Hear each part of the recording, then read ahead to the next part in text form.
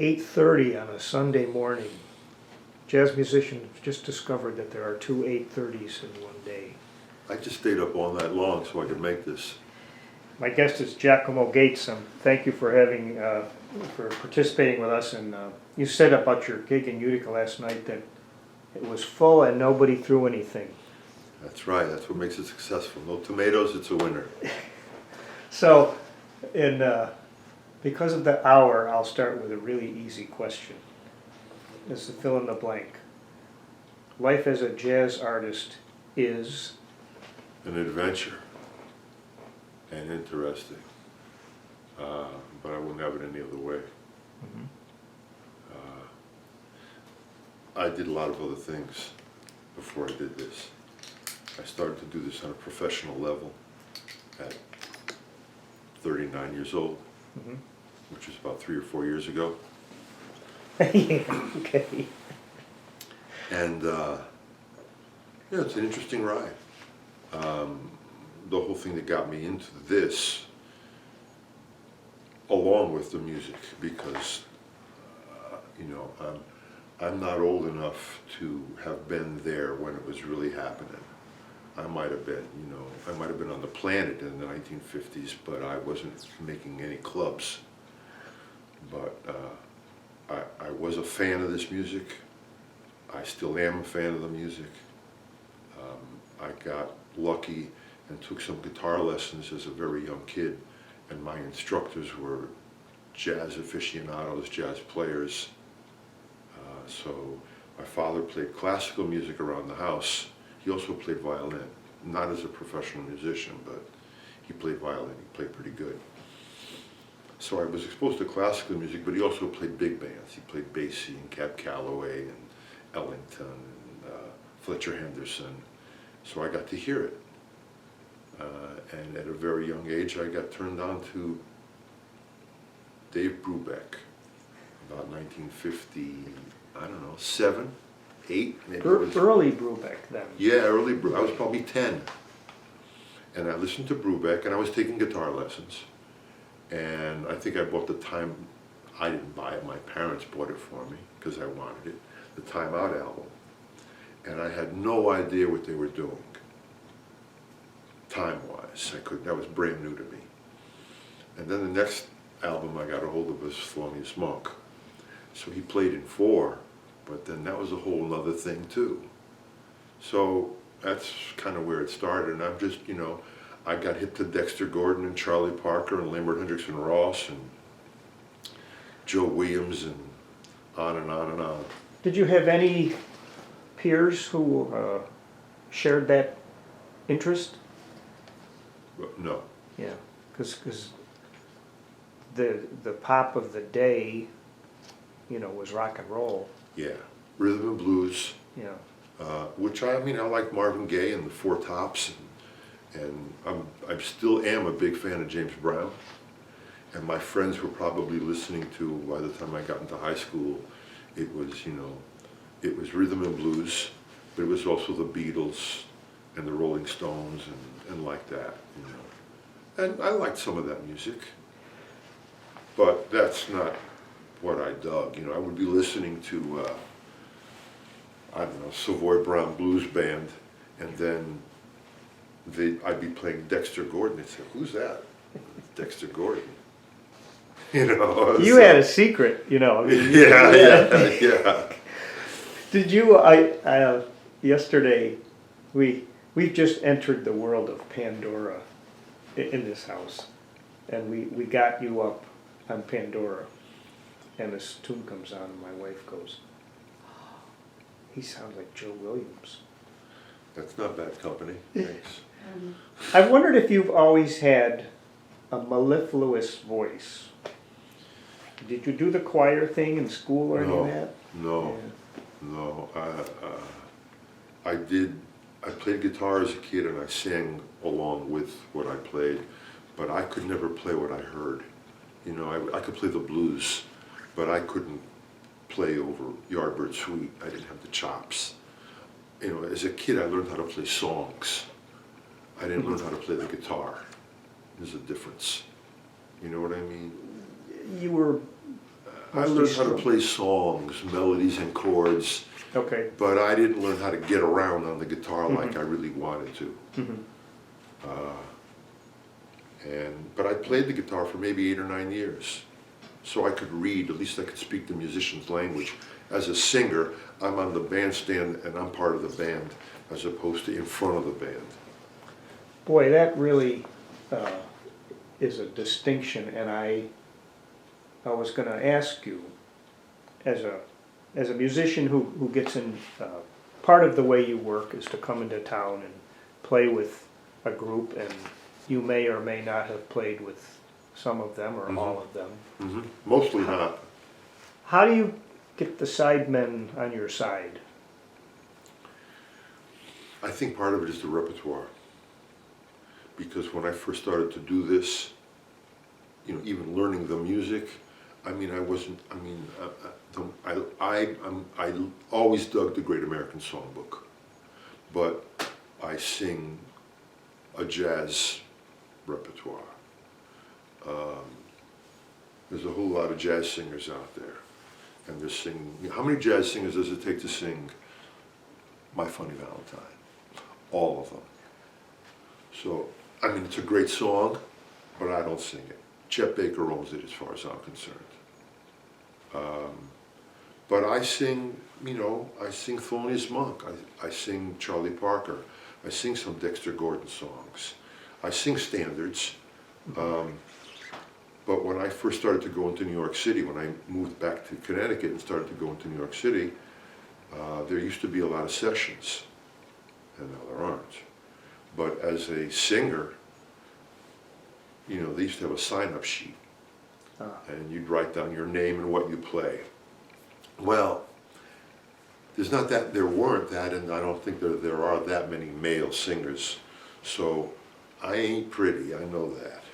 So I'm not going to get called up on the bandstand because I'm pretty. Come on up here, baby, and sing whatever, you know. So I would go up and sing Well You Needn't. I'd sing Yardbird Suite. I'd sing, you know, not a singer's repertoire. And they dug it. The lyrics, I'm familiar with Well You Needn't, but I didn't know Yardbird Suite had lyrics. That's very interesting because Charlie Parker wrote lyrics to his own song when he was 19 years old, and the song was originally called What Price Love? Oh. Because he left his first wife to go make music. And he wrote the lyrics, and they're really good lyrics too, although nobody knew that he was really a lyricist. And then later on, Eddie Jefferson put lyrics to Yardbird Suite. So I sing them both. I sing Birds first, the band blows, and then I go out with, and they're both kind of historical. I mean, you could tell that the first one is about love lost, what price love.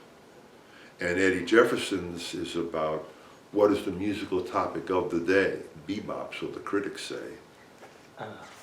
Because he wrote them in the late 50s. It's a song about songs. Or Yeah, a song yeah, about music. exactly. Exactly. So when you went up, so if you went up to the bandstand, that situation, and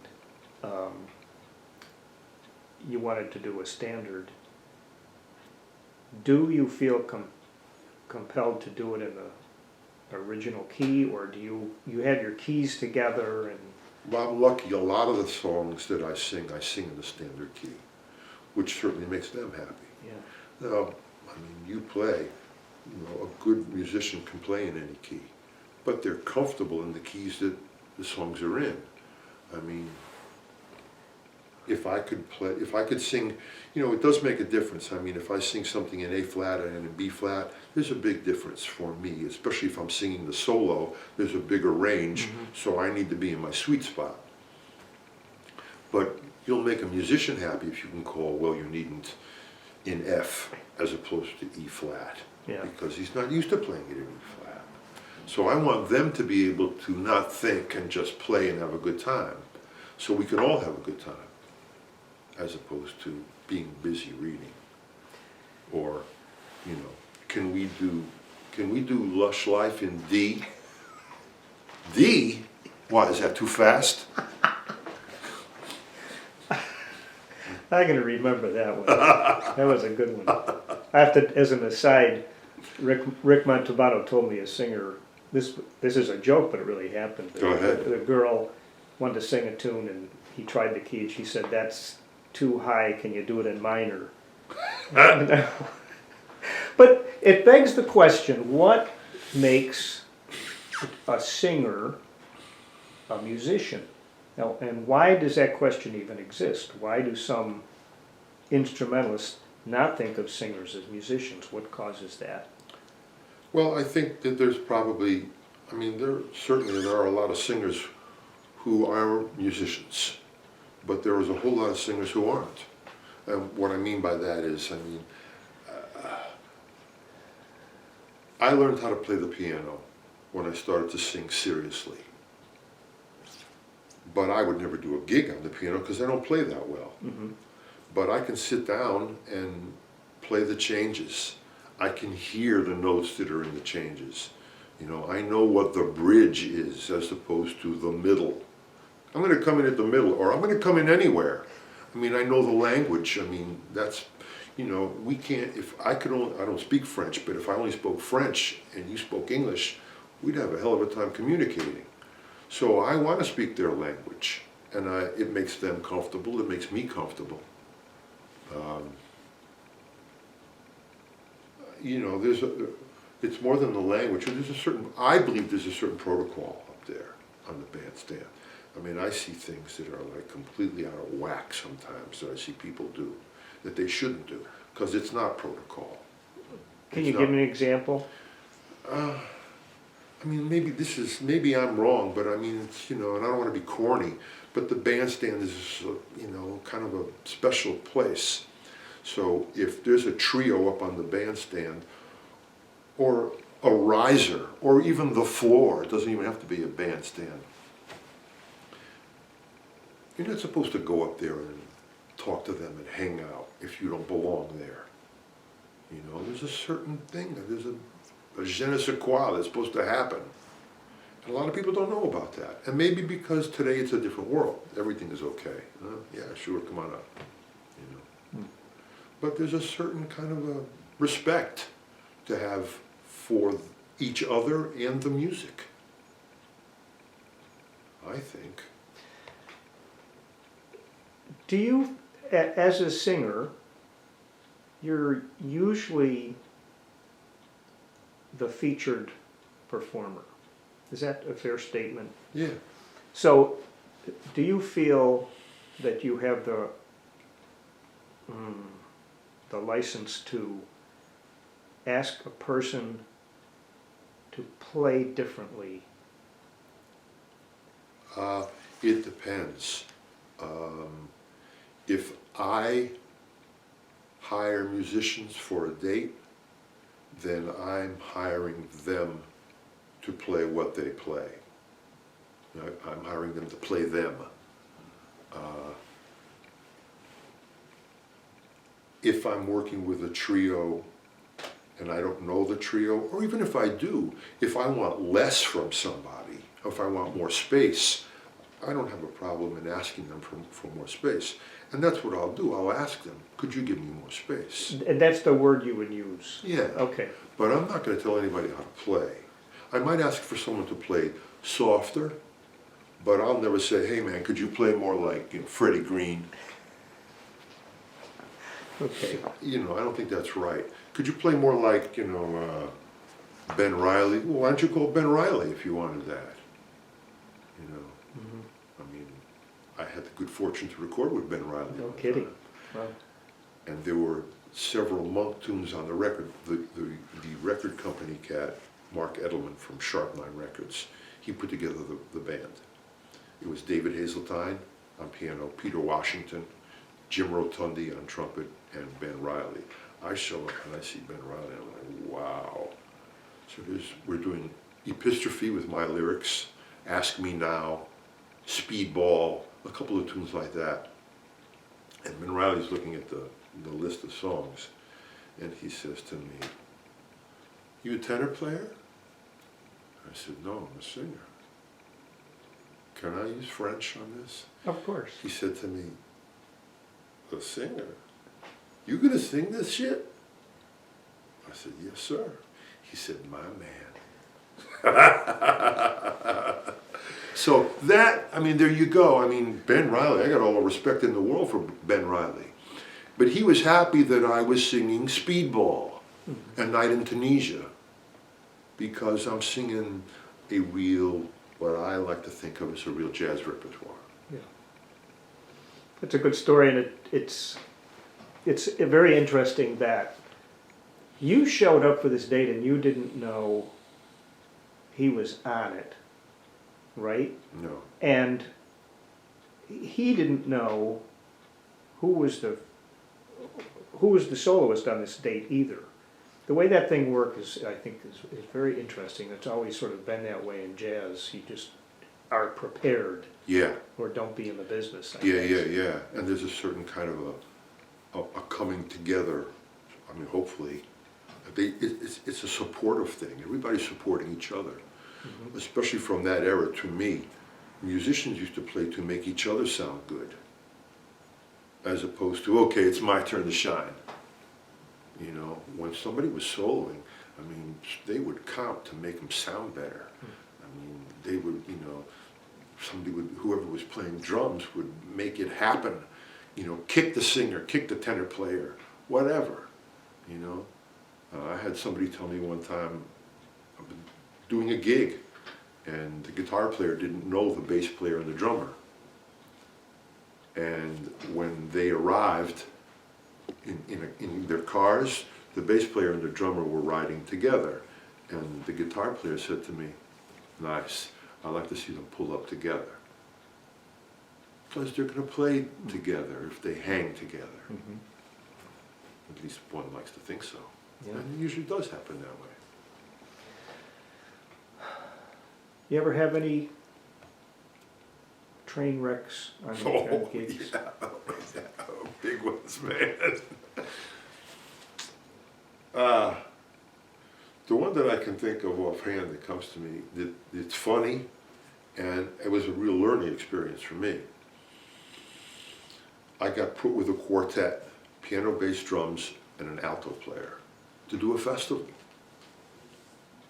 an indoor festival. And everything was going fine. We're about 3/4 of the way through the set, and I turned to it's like this, it's bass, guitar, bass, drums, alto, piano. And I turn to the band and I say, rhythm changes in E flat. Then I turn to the audience and say, George and Ira Gershwin wrote a song called I Got Rhythm. Lester Young composed a melody over I Got Rhythm, and he called it Lester Leaps In. The lyrical version is called I Got the Blues. I turn to the band and say 1, 2, 1, 2, 3, 4. Now maybe they weren't listening, but the bass player, you know where this is going already, right? The bass player and the drummer start to play rhythm changes, and the piano player and the alto player are playing the blues. Now that works for about 2 measures. Then it kind of goes in different directions. Now, I'm trying to sing, I got the blues and I don't know how to lose them. I got the blues and I don't know what to do. Boom, that's where it changes. Uh-huh. And I feel this happen, this shift happen. So I'm leaning into the bass player so I can hear, I got rhythm. And these guys are playing something else. And I'm trying to give them the signal or something, and it's not happening. So by the time I get into the solo, they get it. And we hook up. So we finish the set, and Buster Williams and his group are coming up next. But Buster is sitting in like the 4th row. And when we come off and they're going up, he's laughing so hard. And I had met him a little bit before that. He's cracking up. He said, man, that was the funniest thing I ever saw. He says, you were bound and determined to sing I Got Rhythm. So he said, but you know, it worked. He said, because some people didn't hear it. They didn't get it. Some people thought, this is interesting. Maybe they thought, or some people knew what was happening. Maybe only a few. The musicians might have known. So yeah, that was very uncomfortable. It was probably like 1,500 people in the audience. But what I learned was, if that happens, stop. Start over. So what? We made a mistake. You know, we breathe. We walk around. Sometimes we trip.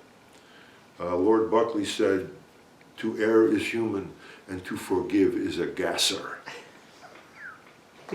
So stop, start over. I'll never do that again. Yeah. Yeah, oh yeah. I mean, I always tell my students, if you make a mistake, keep going, but you're describing something a little different. Yeah, a mistake is, a mistake Yeah. is one thing, Yeah. but this was like a collision. Yeah. And what does that mean? It is a big stage with too many monitors, so you can't hear anything, to me. I mean, this music is acoustic music to me. The Yeah, more monitors they put up there, the less you can hear. Oh, what a good statement. Because they probably couldn't hear it. Give me more of me in the monitors. Yeah. No, give me more of them. Except for me, I need to hear me, or else I'm going to sing in a different key. Yeah, I know what you mean. Like you can hear everything and nothing. It's like loud, but you can't hear. It's a very weird situation that we found ourselves in often. Last night, the sound was fantastic in the club. We started out with the piano was an acoustic piano and upright. The piano was mic'd. There were a couple of monitors, and I think the bass was in one of the monitors, and so was I. And it's a little room. You know how it ended up? Acoustic piano with the top taken off. It's an upright, so they took the top off. There's not a lid. Yeah. And take the mic off the bass and have him come through his amp. Yeah. The drummer played mostly brushes. Now I don't have to holler. Right. So we can all hear, they can hear, you hear all the nuances. It's not rock and roll. We're not trying to fill a stadium. Right. And people listen more intently Yeah. if they're not being... Yeah, if their hair's not moving. You entered the business, I would say, in the digital age, Yeah, right? yeah. Do you have an opinion about the way music is sold these days? Yeah, well, the very first company that I got hooked up with, DMP Records, they were the first CD company to do quadrasound. Well, that was interesting, because they were an audiophile company, not really a jazz company. So they were into the recording of it. But I know what you mean. You mean the sale of the music? Is that what you're referring to? Say again? The sale of Yes. music?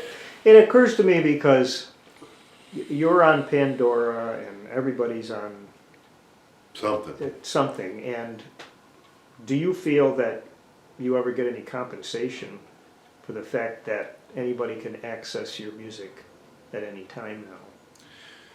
It's nice that people can hear you that formerly couldn't. On the other hand, it makes, I don't know if this is, it makes the music less important. If it's that easy to get it, then, what's the big deal? I know record companies are in a spin. They don't know how to make it happen. Facebook, YouTube. I mean, I have no idea how much stuff is on YouTube of gigs that I've done. And you know what? I'm not that crazy about it, because I think I'm a pretty in-tune singer, but I've heard stuff on YouTube that's like, my God, what key am I singing in? Well, sometimes, that little $42 thing that they're recording you on is junk. So by the time they post it, it sounds bad, it looks worse, So somebody who doesn't know what you do, or somebody who doesn't have a real recording, looks at that and says, I'll never go see that. And you have no control over who puts No. up what. Yeah. No, I mean, you can say, please no live recordings. Mm-hmm. Yeah, right. I mean, if people have something in their pocket and they have it on. Yeah. So not only do they get a bad recording, but they have the rustle of their clothing to go with it.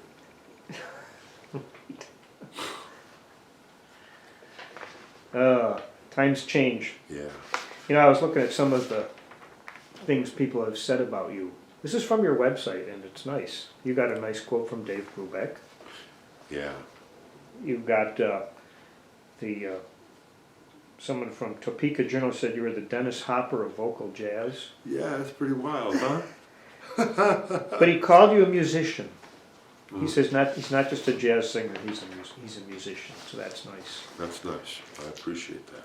Do you get, have you seen reviews that aren't as kind?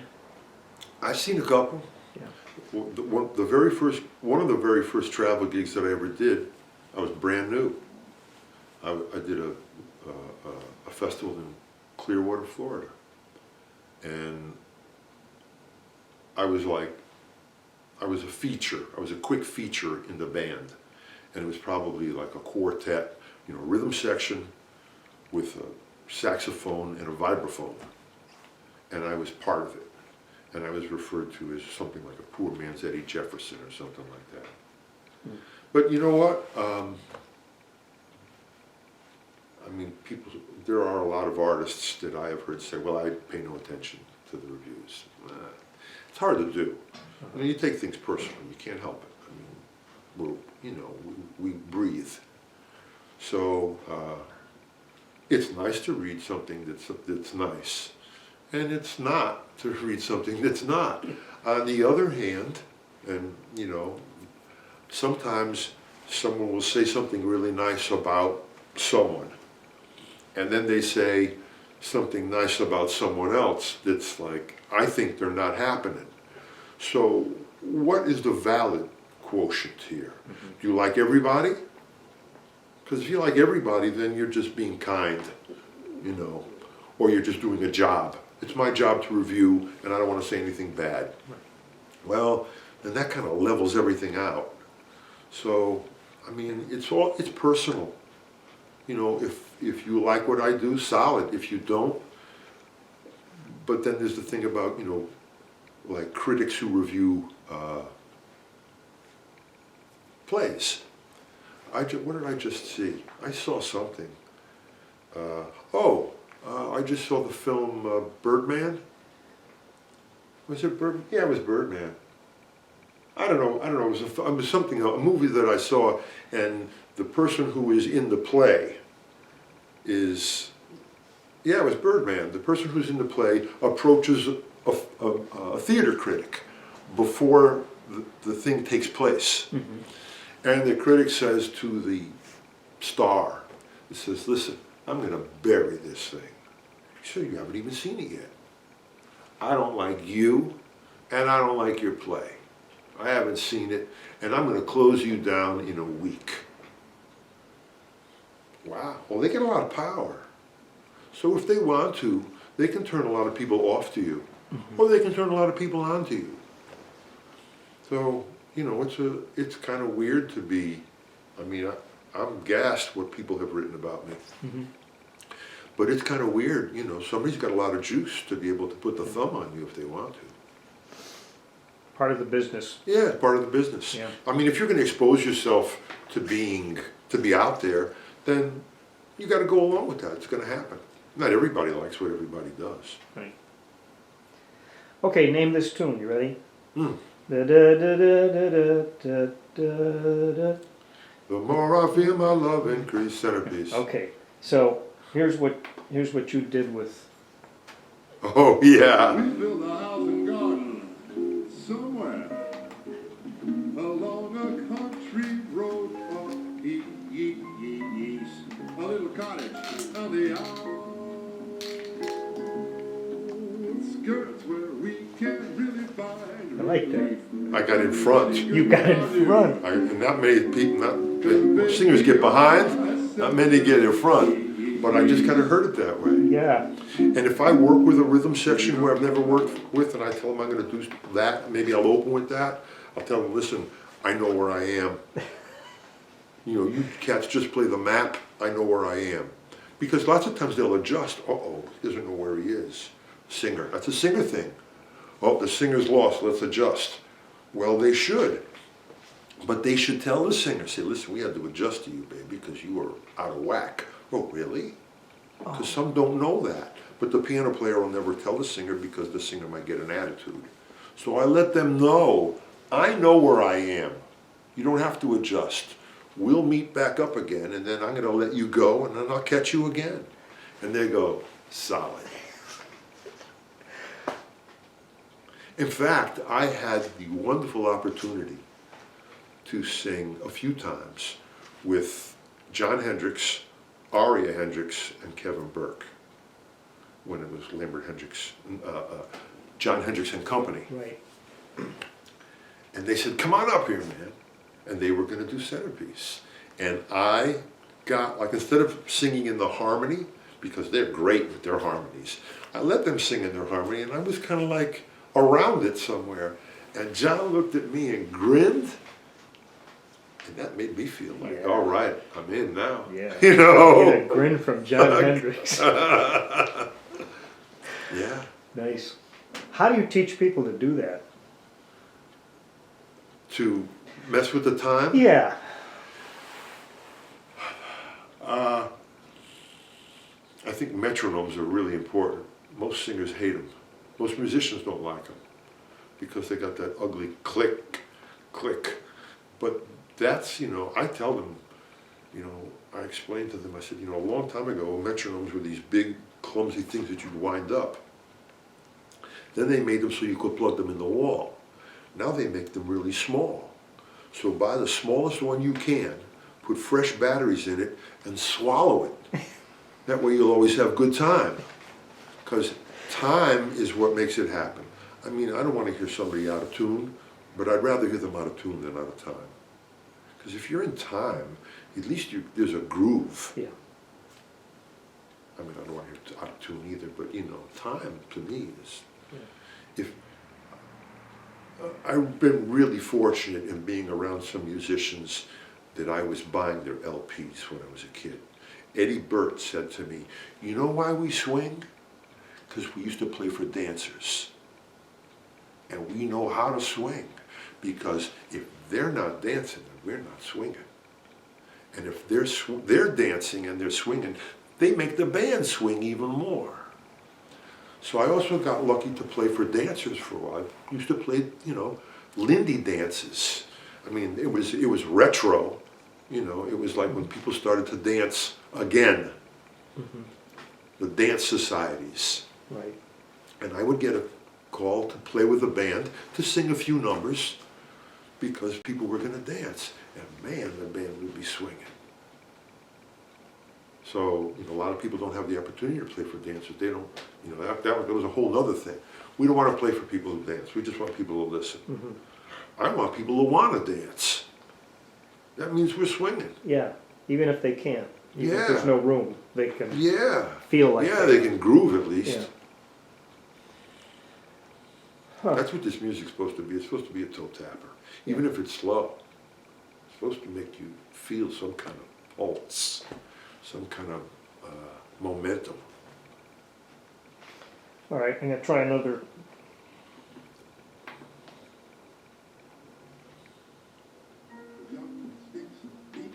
Whoops, wrong button. I'm sure you recognize yourself. Yeah. Sticks, leaders, inches, leaders, can you measure life? Pain and sorrow, love tomorrow, happiness and strife. I love it. Who will take the measure of you when you're Tell me about your creative process. This is for those who are watching. This is Milestones. This is the most recent one, right? Mm-hmm. Yeah. Well, I have to like I have to like the melody.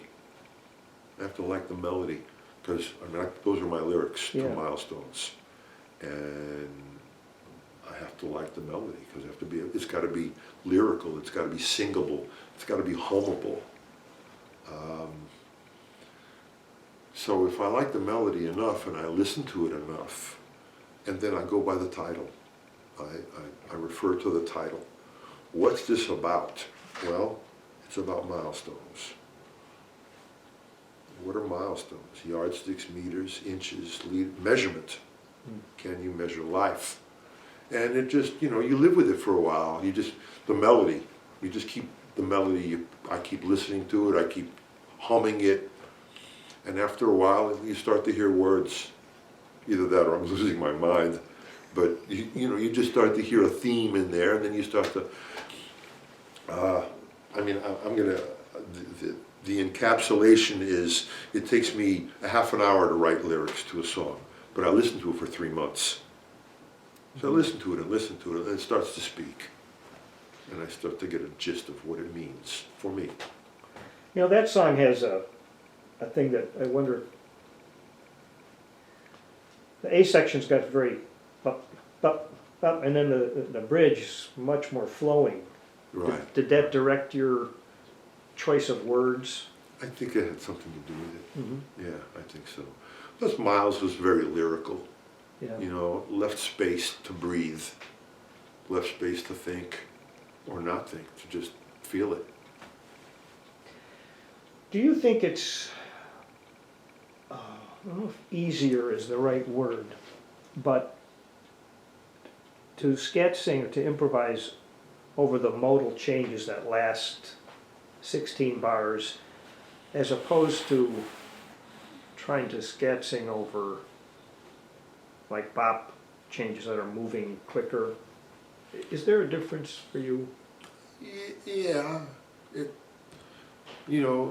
On one hand, the modal is easier. On the other hand, you better do something because there's not a lot going on.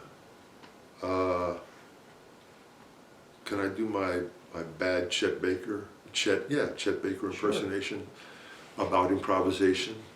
Somebody asked him, they said, I'd like to take a lesson with you in improvisation. And Chet, who was a little salty sometimes, said, well, improvisation is about imagination, or lack of it. So I always remembered that, You better have something to say, otherwise don't say much. Say a little bit and get out. Mm-hmm.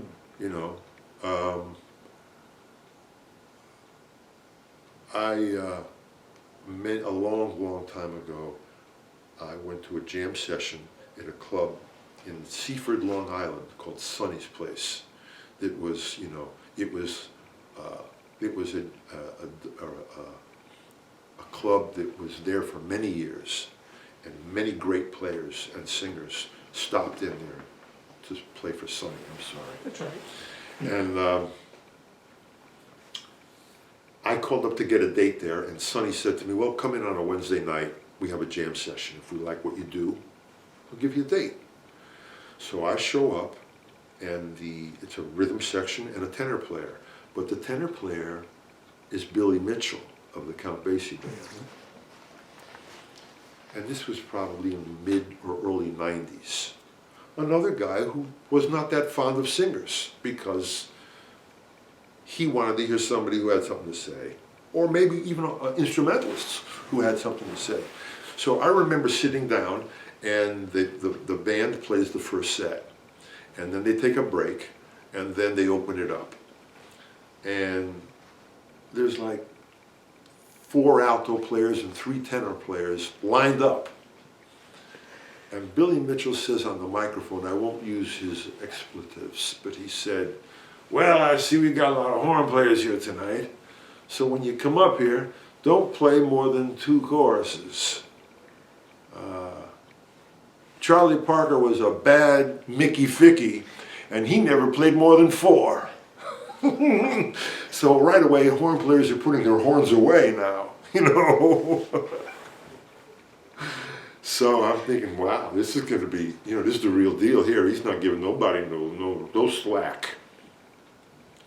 So I finally get called up, and I got called up on the very last set because they'll let the singer come up when it's over, you know.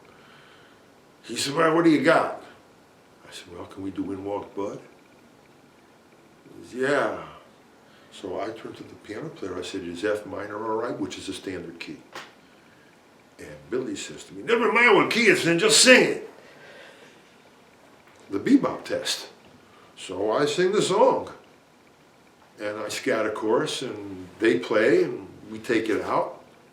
And I turned to Billy Mitchell. I said, Mr. Mitchell, thank you very much for letting me sit in with you. It's an honor. And I go to walk away, and he grabbed my shirt. He says, wait a minute. As long as you're up here, you might as well sing another one. I said, oh, yes, indeed. Yes, indeed. So to be accepted by somebody who I really looked up to, I wouldn't have cared if he threw me off the bandstand, because that's what they do. But to be accepted like that is like just huge for me. I mean, I drove home, I got a 2-hour drive home, I'm going, wow, Billy Mitchell said it was okay. And then I got a gig about 3 months later. You know, he gave me a date that night for 3 months down the road. And I showed up with a rhythm section guys that I knew from Long Island. And on the first set, I see Billy Mitchell walk in with his horn.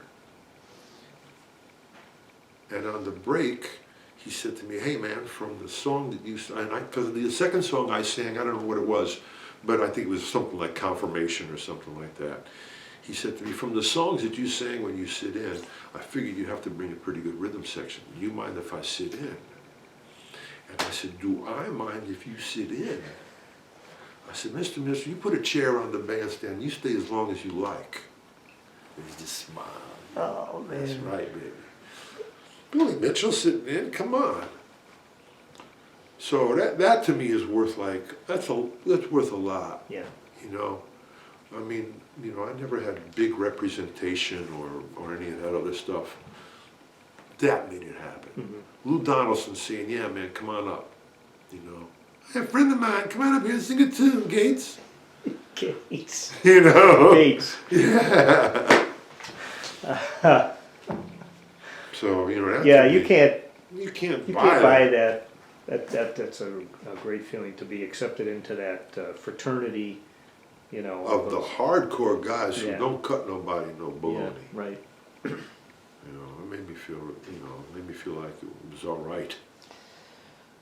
Okay, name this guy.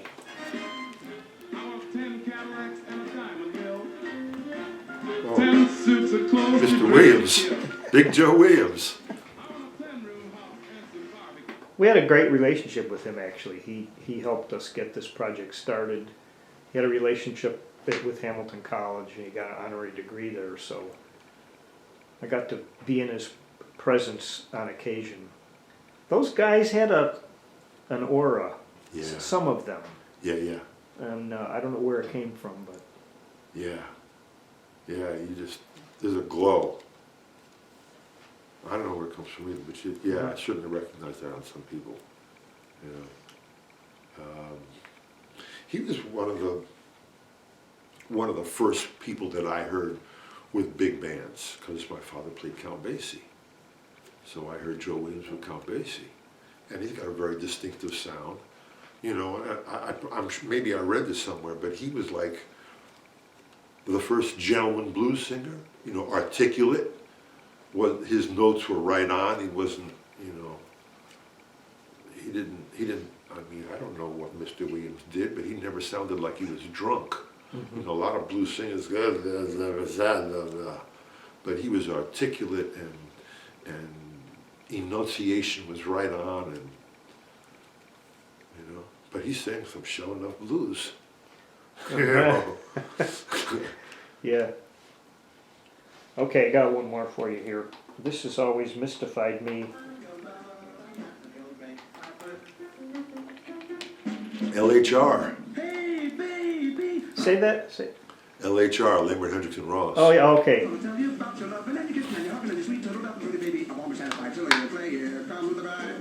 That's John.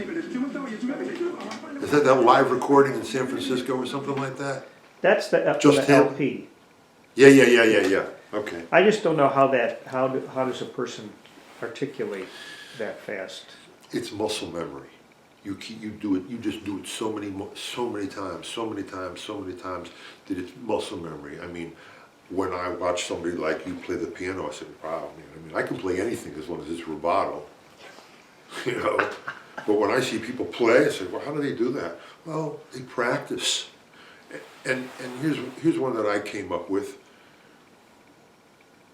Some people call it rehearsal. Some people call it practicing. I call it what it really is. Tedious repetition. You do it enough times, you're going to get good at it. You keep doing it until you don't have to think about it. Then it just happens. Then you can enjoy it while it's happening, as opposed to like working at it to get it through. Say, yeah, I'm along for the ride. And I think that's what people like John in it, because when I started to learn that kind of material, I said, well, how do they get this off? Well, you do it until you got it. And you have to listen to yourself, and you have to be critical enough to say, I mean, the first time I saw myself videotaped, you know, VHS. Yeah, right. I went to I was given the videotape, and I went to a lady friend's house because she had a VHS player and I didn't. So we watched. It was like 25 minutes. And then it was over, and she got up to go into the kitchen to make a cup of tea or something, and I rewound it and started to watch it again. And she came back into the living room. She said, "Oh, you like to watch yourself, don't you?" I said, "On the contrary, this is making me really uncomfortable. But I'm going to watch this to find out what I don't like and try to fix it." So I think that's what you have to do. You can't just, you know, if you're satisfied with it all the time, then it's not going to go anywhere.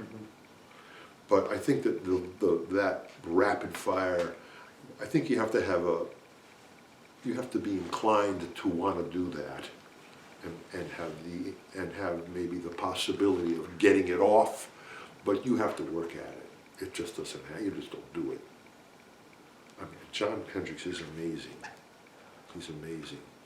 And every time I would get something I'd say, wow, this is better than the last one. And then I mean, Freddie Freeloader, did you ever hear that? Yeah. I mean, it's amazing what he wrote.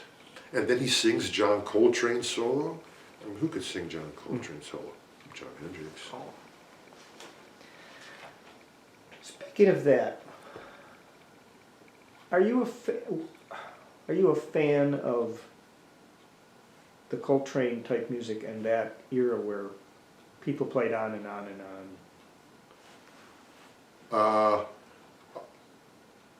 When John Coltrane played out, at least I know where he is. Some people play out, I don't know where they are. You know, I'm not a fan of out. A little bit out. But I want to hear the song, or I want to hear a reference to the song. I like to know where the band is, where everybody is.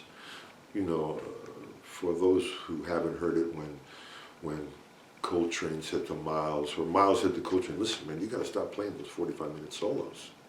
People are walking out." And Coltrane says, "Well, you know, I finish a chorus, man, and I come up with another idea. So I want to play that idea, and when I finish that idea, I thought, I left this out, or I got another idea, and I want to play that. I don't know how to stop." And Miles said, "Just take the horn out your mouth." You know, so you do have to, I think anyway, you know, you have to realize you are performing for an audience. I mean, some people want to come and see you go off into oblivion, and some people don't. Especially if you're a singer anyway, I want to be challenging but accessible. I want people to get it. I don't want them to walk out and go, "What happened in there?" You know, I want them to hear it. Even if it's something that they never heard before. You know, I want to walk out, if I go listen to someone, I want to walk out humming something. I want to hear some kind of something. Something. Something to take home. Yeah, something to take home. You mentioned the Great American Songbook, which is such a part of you know, what singers and instrumentalists do. And I'm wondering, when you choose songs from that book, that era, I'm not sure how to ask this question, but some songs date well and some not so well. Yeah, no, I understand that. So do you make a distinction about what you're going to sing from the lyric? If it's sort of, you feel funny singing it now? I think that there are some songs that I feel like, nah, this is too dated. As Yeah. far as like maybe, you know, a lyrical reference to some things. Just what I was thinking about. Like with the song I Can't Get Started, he's talking about the Prince of Wales and starting a revolution in Spain. Right. I mean, I think those are great lyrics. I don't know if everybody will get it or if they'll go, no, this is dated. I mean, I don't mind dated. I don't mind that the reference to something that happened in a different time. Lenny Bruce did a thing one time where he said, I feel just like Wally Simpson. And I'm like, Wally Simpson? Who's Wally Simpson? Wallis Simpson was the woman who the Prince of England fell in love with and gave up his throne for. Well, I didn't get it until I started to figure it out. I researched who's Wally Simpson, and he was referencing that he gave something up for something. Someone gave something up for him. He said, and he said, I feel just like Wally Simpson. So if you don't know the reference, then it's too inside. You know, I mean, I want to be stretched a little bit, but I don't want to be left in the dark. Mm-hmm. And some things are, I'm trying to think of this song. When you started to ask me that question, When Cabs Don't Drive Around the Park, there's a song, When Cabs Don't Drive Around the Park, New York After Dark, Will You Still Be Mine? There's some great references to, I mean, when you hear the lyric, you feel 1945 New York City. To me, that's nice. But if it excludes everybody, Okay. you know. Yeah. I just cut a record for High Note again. I'm happy to be with them. And I did it's all very esoteric music. Babs Gonzalez, an Elvis Costello tune. That's not that esoteric, but for me to include Elvis Costello's music in what I do, to me, is a stretch. But I do a bit by Lenny Bruce that Lenny did with Steve Allen. But it's not dated. It's so today. So that kind of stuff, I mean, I want to be turned on to something different. So I hope that somebody who comes to see what I do wants to get turned on to something different. Because, you know, it broadens your hat size, I guess. I don't know. Broadens your hat size. I got to borrow that one. It's great. So I know you have to get on the road. If you have a piece of advice for aspiring singers, always have, what should they always have? Lots of air. Breathe deep. Yeah. Don't interrupt yourself when you sing. She gets too hungry for dinner at 8. Don't do that.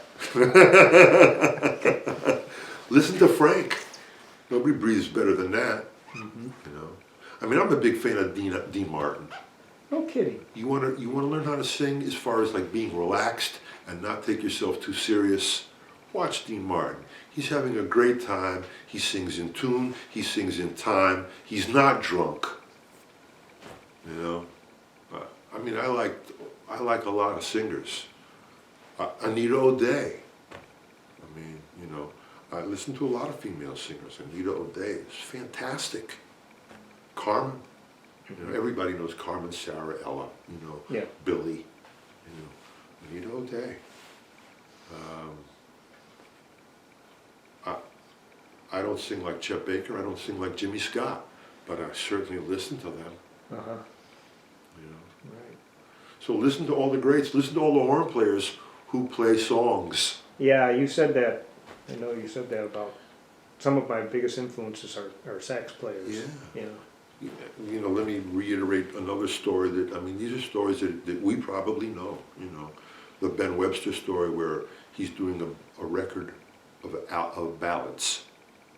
And he's one take right after the other. One take, that's a take, okay, next take, they get to the like fifth tune and they're playing and Ben just stops. So everybody stops and the engineer says, Ben, is there a problem? He says, yeah, man, I forgot the words. He's playing a tenor. Yeah, but I forgot the words. So it's important to tell a story and to be connected to the story.